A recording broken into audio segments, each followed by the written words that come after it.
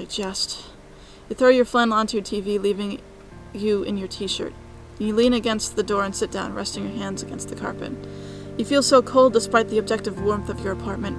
Your hands are pale, having lost any amount of rosiness that they once possessed. Your nails need to be trimmed in a way you don't remember being a problem before you left. What time is it? You reach around to find your phone and find nothing in your pockets but the pen from earlier. You've been exerting yourself for hours in ways you couldn't even manage in 10 minutes. But you're not sweaty and your heart isn't beating as loudly as it should. Pull down at the collar and feel your chest.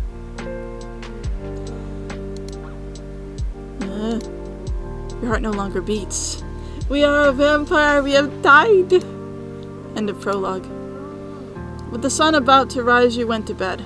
You awaken with your face buried in your pillow. Periodically, you are awakened by a grody feeling in your stomach, leading you to more bathroom trips in one day than possible. But no matter how hard you tried, you can never bring yourself to stay awake for long, dragging yourself to bed to sleep throughout the day. You can feel it. It has to be later in the day now. You figure you'll have to call off work because of being sick, and you dread it. Getting yelled at by your boss doesn't sound like a great medicine, but you need to process what happened. You sit up, rubbing the sleep out of your eyes and reaching around for your glasses next to your bed. When you look over, however, you see two blurry figures in your home. One taller was sitting in your desk chair, while the other shorter just walked out of your bathroom. You will not yell. The voice is so gruff that you can't help but comply, gritting your teeth, backing up in bed, hitting the wall. Put on your glasses. You grab your glasses and look around at your invaders. The one addressing you, you remember seeing them before? They look amused by this whole thing, flashing sharp canines at this point that aren't even that surprising. You're awake. Excellent. Relax. We have no intention of hurting you. He has a weird speech tick as he talks, extending his R's almost like he's buffering. You're growling? It's a mix between a growl, a stutter, and a rolled R sound. At any rate, it doesn't sound intentional. He has a very confident air about him. The kind of demeanor that you get when you think you're 10 feet tall. In actuality, if he took off his giant steel-toed boots, he'd probably be average. Sorry, we broke in. Nice gecko, by the way. This guy. He's short and sounds pretty feminine, but you chalk it up to him being young. He's probably barely 18, maybe even younger, and doesn't seem to like making eye contact. He has pretty chill energy, despite being, you know, an intruder. Tell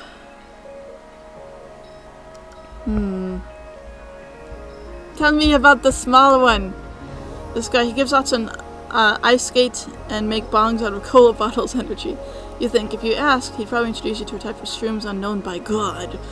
It seems like he knows where to find all the good underground concerts. He has a shirt on that's clearly some kind of band, and you've never heard of them.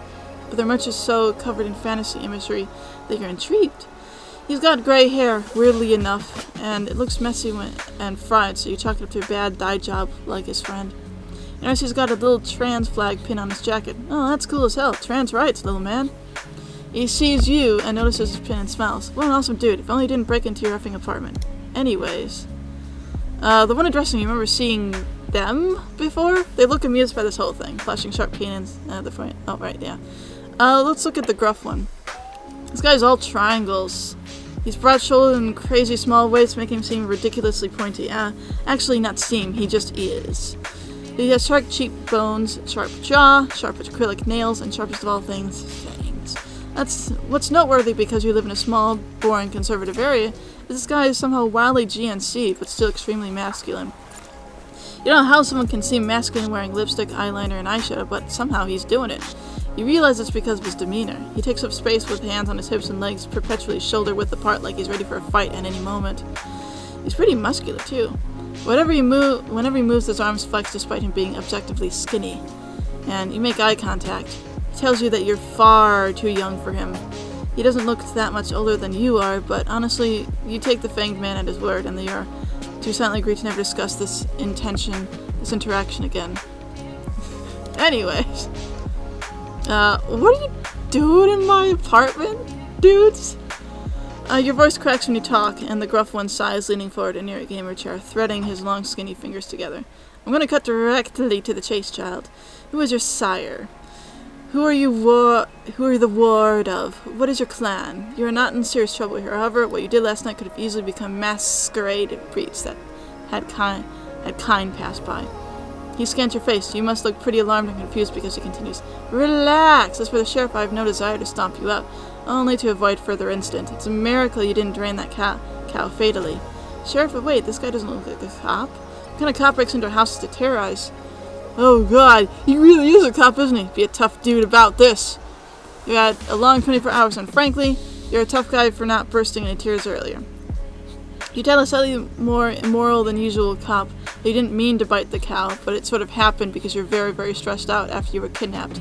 Did you mention you were kidnapped? Eh? Tell him there's a serial killer in the woods and an iguana that eats squirrels, but the iguanas are actually very misunderstood creatures, so please don't treat other iguanas like they're monsters because one iguana is rabid and that your heart hasn't actually beat for several hours and you think you're dying and you really, really don't want to go to jail. How long have you embraced, dude? The question came from a young guy this time. You couldn't tell him that you don't like... You tell him you don't like hugs. And to exchange another glance...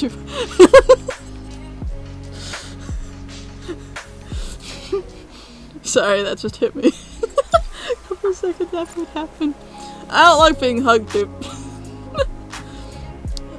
We have a lot to explain to you. Listen, they tell you to take a shower and get dressed, and they shall explain all. You do so, awkwardly shuffling to the bathroom in last night's clothes, bearing something to change into with you. You come back out after a while, drying off your hair with a towel, while the short one stares at Taquito's vivarium, and the gruff one still sits in your chair, lips pressed into a thin line. I will cut to the chase. You died last night. You are a vampire, or a kindred, as we refer to it. You're too tired, embarrassed, and overwhelmed to really feel an impact from those words. You lean against the doorframe of your bathroom, looking down. I am sure you surmise this by yourself after feeling your pulse and jumping on that cow. What is your name? You tell them. I am Rudy.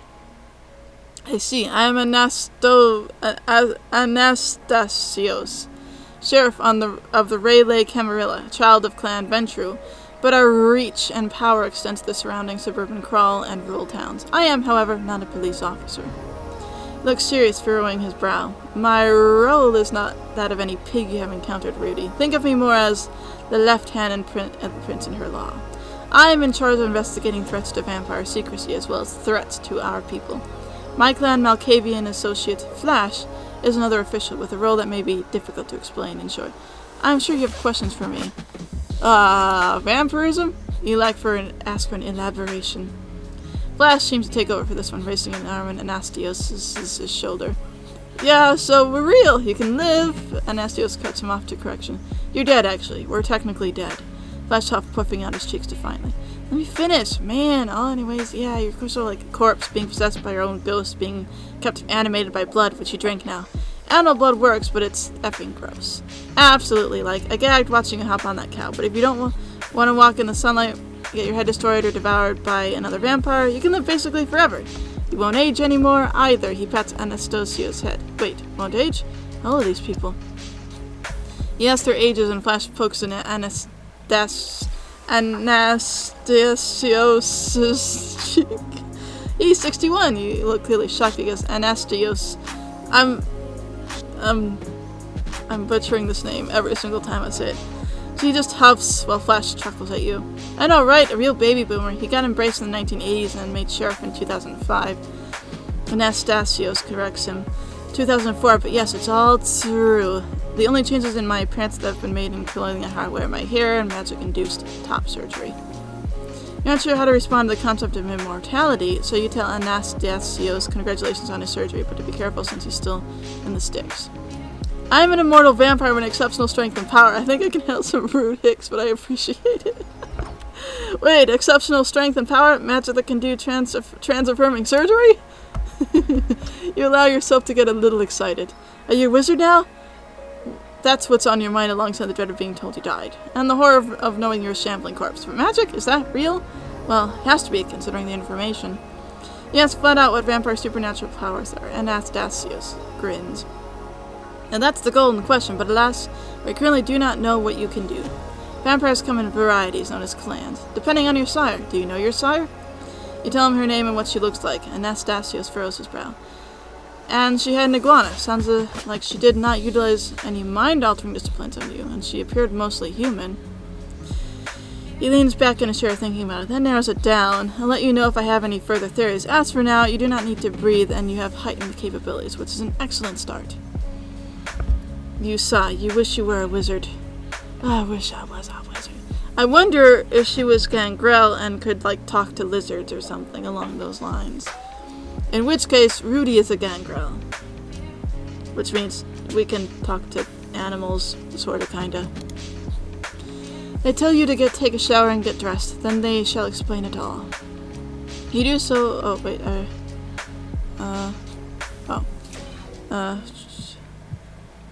drying off and no one stares at taquitos vivarium. Oh, I thought I already did this. Oh, that's right, okay. How'd this happen? Anastasio's expression turns very grim and serious, with Flash choosing to hang back for a moment while his friend and associate spoke. Were you grabbed and bitten last night? You paused, remembering, then uncomfortably nodded your head. Last night you were drained of all your blood, effectively killing you. Your sire then fed you her blood from her own veins, which resurrected you, making you into a vampire of her clan. As for the origin of this curse, there are theories, but currently we have no clue. The ideas range from unholy Christian mythology to some kind of alien experiment gone wrong. Why did this happen? You ask why you were embraced. Anastasios leans back in his seat, chewing on the inside of his cheek. You believe to be the work of a rival organization known as the Sabbat. Ah. Right. Okay, that makes a lot more sense. Sabbat have an induction sort of ceremony where they do mass embracings. They like grab a lot of people and they turn them into vampires, and then they I think that they do things like starving them and burying them and all sorts of stuff to make them sort of make the last of their humanity in the vampires go away, so they can be, and then they come out of that, they blood bond them to other Sabbat people so that they're completely loyal, and then they use them to basically as cannon fodder at that point. So we were going to be cannon fodder, and we got lucky, and that didn't happen to us. Flash looked away, staring into your gecko's vivarium solemnly. They are a hyper-militaristic sect of kindred, obsessed with a looming apocalypse that they have confused themselves into believing in. And as such, we will stalk humans with low connections to others. They kidnap them and perform mass embraces before burying. Yeah, that's what I was just saying. This right here. Chills run up and down your spine. If you had not escaped, you would have been forced into their army through the threats of death and torture. That is what Flash and I are here to investigate. You absorb what you have learned and decide to ask something else. They tell you to take a shower and get dressed, and they shall explain it all. Alright. Who's the other guy? You ask about Flash. Flash has a more complicated role. They seem so chill. You ask what their role is. Oh, me? I'm a prophet for the Camarilla. Yeah, they're a Malkavian, so that makes them, sensitive to the future, and also slightly insane. You're floored. A prophet? You ask what they mean by that. Basically, I can see visions of the present, past, and future, and I can act as a sort of elder representative of my clan. Elder of his clan? You tilt your head. Curious? Clan? They keep bringing up clans without explanation, and Anastasios takes over for this one. Oh, we don't fully know your clan, Rudy. When they learn your name, you told them, I think. I'm a member of Clan Venture, while Flash is a Malkavian. These are our bloodlines, and each bloodline has their own quirks. For example, as mentioned, Flash can see future as a particularly powerful and ancient member of his clan. I, however, cannot, but I utilize other abilities, such as that of fortitude. You ask what fortitude is, and Anastasios grins while Flash huffs at you. Don't encourage him, he'll... Anastasio took out a knife that had been strapped to his thigh and stabbed his hand in a swift motion. Whatever I do, don't do that! You stare in horror. Then you smile in confusion, and Anastasios lifts the knife, showing it to be crumpled up like a jock's beer can.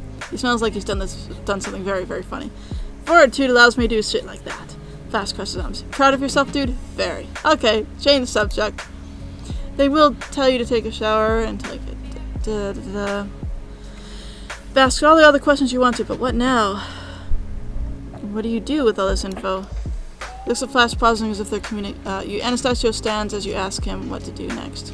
He looks at Flash, pausing if they're communicating silently. Then he turns to you. Generally, you'd have quite a difficult time being sorryless and all. However, Rudy, we will strike a deal with you. As you have been made aware, Flash and I are here to investigate the Sabbat who embraced you.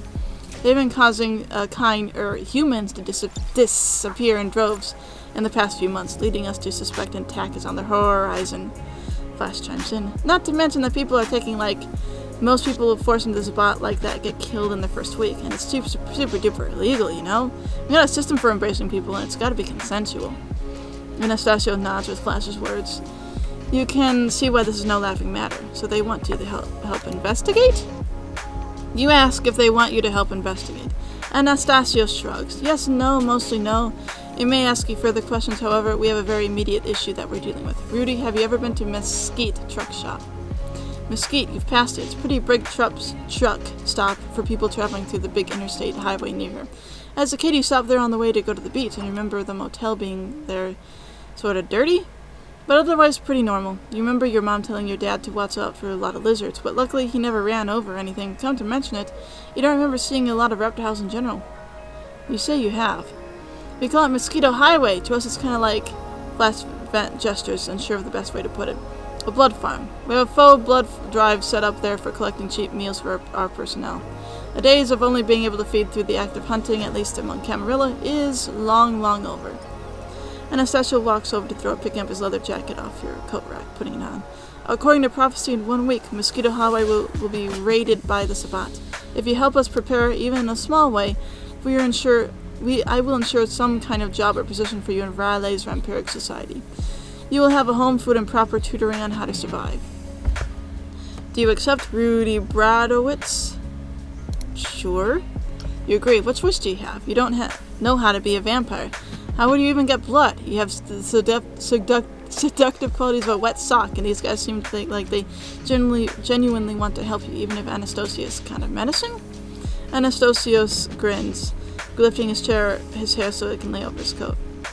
Well, then let's get a move on then. He opens the door and Flash follows, holding Taquito's vivarium. Quickly, you scramble to pack some things in an old backpack, some clothes, some cash, some Taquito's essentials, then follow them into the night. I'm glad that we're taking care of Taquito. You ride in their vehicle, sitting in the back with Anastasios. After you explain the full extent of the night's events, you two sit in silence. Between you and him, in the backseat of the vehicle, is Taquito's vivarium strapped snugly with a seatbelt. He's setting in his little cave right now, but luckily for him, he's a little too airheaded to know how dangerous the whole situation is. It's hard to wrap your head around being in the car with such powerful people. You only dare look at Anastasios when he's looking out the window, a little in awe at the man being in his 60s. Embraced in the 80s, so he died in his 20s? That tracks. He sits with his arms crossed and his legs spread, bouncing one of them to the beat of the radio, displaying some kind of prog rock. Flash is driving with the passenger seat empty. You suppose Anastasios wants to be back here so he can speak to you with eye contact. He makes very, very intense eye contact. It's sort of terrifying. Ah, we're coming up on it. Look out to the windshield. The place was as grody as you remember. The sign seems ancient, and as you roll up to it, you take the buildings. Pulling in, there's a large parking lot for trucks to the west. It's full, currently, with huge vehicles. But not a lot of people are awake and walking around at this time. Next to it is a massive gas station, with pumps going on for what seems like forever. Up ahead to the north is a big skeezy motel called the Bedbug. It's an old brick and man. You're getting flashbacks to sleeping on a thin mattress already. To the east is a small cluster of building consisting of Oxpeck Diner, Heart, Warm, Convenience Store, and what looks to be a small health clinic, considering the only signage is a big red needle. Oh look, they're having a charity blood drive. As Flash parks, you decide that vampires are not subtle. Get out of the car. Two vampires turn to you, hands on their hips. Anastasios looks down at you in crossed arms. The night is still young, so we're going to have a meeting with the mayor. He turns, gesturing at the motel. I've already contacted the hostess of the motel. Pastor Knack should have a room for you when you're a Nole. I was telling Anastasios that Taquito is a gecko, but man, if Anastasios was tense before, he's like a brick wall now. He has his teeth grit, and even Flash looks like he's dreading something. Is the mayor that bad? So instead you just nod, taking Taquito and your things while the two vampires leave to go to the convenience store. Enter the bedbug. You enter the Bedbug. It's cleaner than it used to be, at least, but it's dreadfully dark and dreary in here. The windows have thick blackout curtains for obvious reasons, and all the colors here are some variation of rusty red, contrasting with the blue-haired girl at the front desk. Must be Pasternak. She's a good bit shorter than you, staying at a rod, straight posture as you approach. She looks emphasis on your age, with long blue hair braided into pigtails that rest over her shoulders. She looks up at you with big blank eyes and reminds you of a haunted doll, then speaks with a smooth, formal voice. Welcome to the Bedbug. You must be Randy Bratowitz. You tell her that you are, and she looks to another coworker who takes her spot behind the counter immediately. Come with me. She quickly turns on her Mary Janes and walks to the stairs, heading up to the rooms. You scramble to follow her brisk pace despite her shorter legs. Pasternak's movements are so precise, so purposeful, they feel like a bumbling moron behind her. More description of Fina? No, let's try to make a conversation. You clumsily ask her name. Fina Pasternak. One odd name. You ask if Fina is short for anything, and she shakes her head. She doesn't look back at you while you two talk. What clan is she? She cuts you off as you ask for her clan. It's just around the corner. She shoots you a glare. Oh right, Vampire Secret Society. You feel like a doofus as you turn the corner, being led to the door. Into the motel room. Allow me to show you some features of your new room. She reveals a small room with a bed, a small table and a chair set, a closet and a bathroom. It's all very 70s feeling, with the shag carpet to prove it. Fina takes Taquito's vivarium from you and places it down on the nightstand, plugging his lamp in. I like how everyone's taking care of Taquito. That's very important, and I like that. This room gets somewhat warm during the day, so I'd recommend keeping the lamp off if the vivarium reaches above 80 degrees. Otherwise, your gargoyle gecko should be fine. Gargoyle gecko? And I will inform my staff to keep him hydrated and fed while you work. Most people don't even know what gargoyle geckos are, let alone to care for one. She turns to you and hands clasped together in front of her shirt. If there's anything else, there is a phone in here for contacting the desk. Do not mention vampirism, the masquerade, or any such business over the phone line unless it's instructed to by the sheriff. Let's talk about lizards. Taquito? Is that his name? She looks at your gecko who has exited his hide to lick his eyeball, riveting. He must be a year old. You nod. She tilts her head. His tail is somewhat short. Did he drop it? You chuckle. Yeah, he did. He escaped one day and got scared of something. To this day, you aren't sure what, since you just found him tailless in the kitchen one morning. Fina listens with a deadpan expression. Her eye contact is even more intense than Anastasios's. It makes you occasionally look away, picking a spot on the wall to stare at. Switch topics. I am a gangrel. From what I've been told, you are an exceptionally new... Oh, she's a gangrel! I did not see that coming. I was thinking, not, one, Venture or something along those lines, but because, yeah. You tell, you're exceptionally new kindred, so that must not mean much to you. Actually, it does. You tell her when you were embraced, your captors mentioned it. She looked grimmer. Yes, you were taken by the Sabbat. That was also mentioned in the sheriff's texts. If you want further information, the gangrel are generally Anarch clan, and we do not tend to join the Camarilla, so you may not run into us regularly. The mayor is also a gangrel, but otherwise we are the only ones in this town. You nod, understanding. You ask her what kind of abilities gangrel have, and she tilts her head. Communing with animals, shapeshifting, and increased physical durability are her strong suits. You ask her if it's like the Venture with fortitude, and she nods. Some clans have overlap. Despite the Venture being otherwise exceptionally different, we do have this in common. The sheriff is exceptional with fortitude, from what I have heard.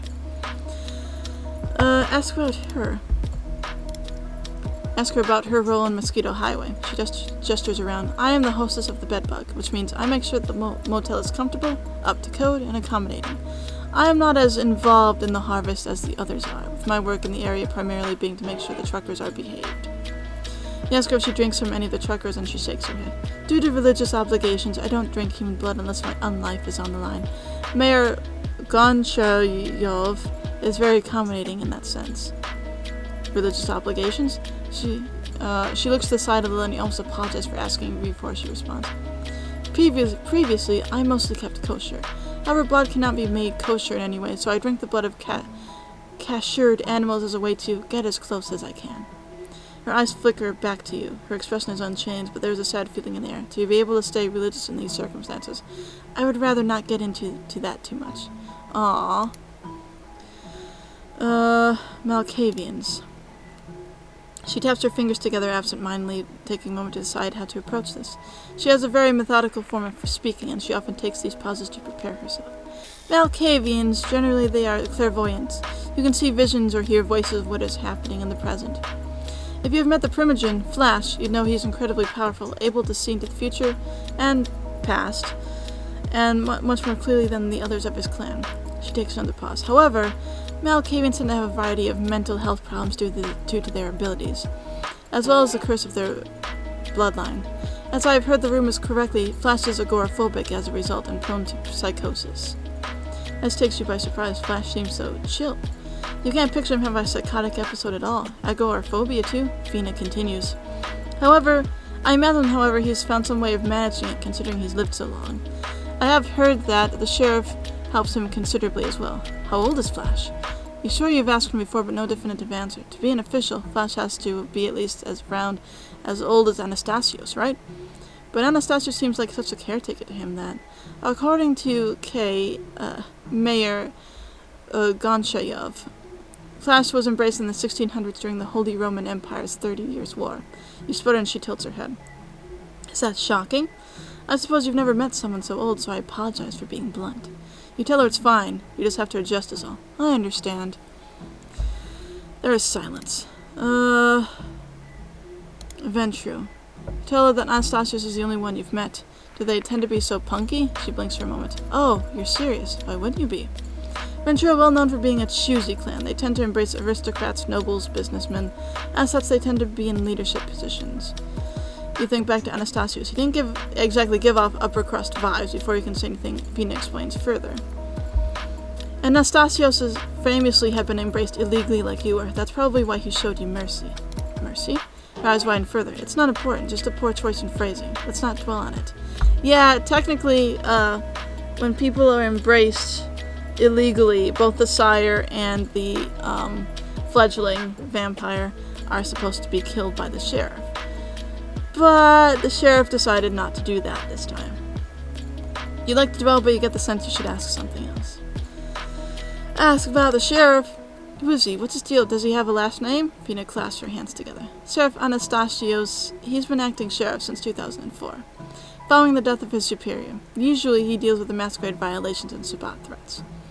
She taps her nails together. They're bright blue. From what I've gathered, he does a fine job, but he has a reputation for being aggressive. There's some silence before she adds, I don't think he has a last name, but then again, it's very common for vampires to abandon their old surnames, and sometimes even their first names upon entering vampire society. That makes sense to you. It seems like he doesn't know much about Anastasios. Oh, she doesn't know. Well, at least nothing you don't already know by now. Who's the mayor? Who is he? Fina asks. Fina said he's Gangrel, and you get the vibe that the sheriff doesn't like him.